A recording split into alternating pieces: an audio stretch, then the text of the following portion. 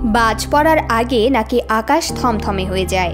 Spirit বিতর্কে পরিচালকের আক্রমণাত্মক পোস্টে যেমন চুপ ছিলেন দীপিকা পাডুকোন, তেমন নীরবেই নিন্দুকের মুখে ছাই দিলেন। আলোচিত পরিচালক সন্দীপ রেড্ডি বাঙ্গার সিনেমা থেকে বাদ পড়ার পর কল্কি 2 থেকেও বলিউডের এ লিস্টেড অ্যাক্ট্রেস দীপিকার বাদ পড়ার খবর সামনে আসে। ভক্তদের মন খারাপের মধ্যেই ফের মিলল এক সুখের খবর। আরেক নামকরা দক্ষিণী পরিচালক অ্যাটলি কুমারের মেগা বাজেটের সিনেমার অংশ হতে যাচ্ছেন অভিনেত্রী। স্পিরিট কল্কি 2 থেকে ছাঁটাইয়ের বিতর্কের মাঝেই অ্যাটলির মেগা বাজেটের সিনেমায় সাইন করার প্রমাণ দিলেন ভিডিও সমেত।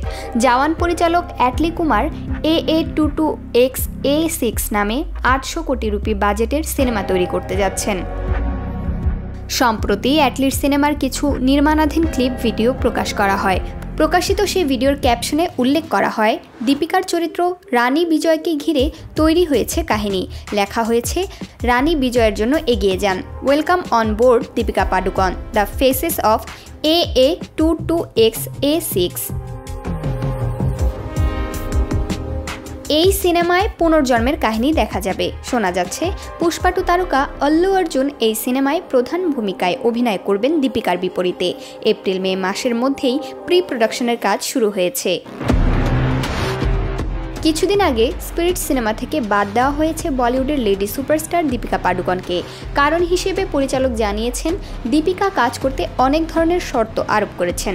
ফলে অভিনেত্রীকে কড়া ভাষায় আক্রমণ করে বিতর্কের মুখেও পড়েছেন ছবিটির পরিচালক সন্দীপ রেড্ডি বাঙ্গা। দীপিকা পাডুকোন নাকি 8 ঘন্টার শিফটে কাজ করার শর্ত দিয়ে কোণঠাসা করেছেন পরিচালককে। এমনকি সময় বেঁধে কাজ করার কথা বলে নাকি কল্কি নির্মাতা নাগ আশ্বিনেরও বিরাগ ভাজন হতে হয়েছে তাকে। তাই ব্লকবাস্টার পারফরমেন্স দেওয়া সত্ত্বেও নাকি সিকুয়েল থেকে বাদ পড়েছেন দীপিকা পাডুকোন। তবে নতুন সিনেমায় যুক্ত হয়ে আপাতত সকলের মুখে কুলু পেটেছেন দীপিকা। প্রমা কান্তা কোয়েল, বার্তা 24।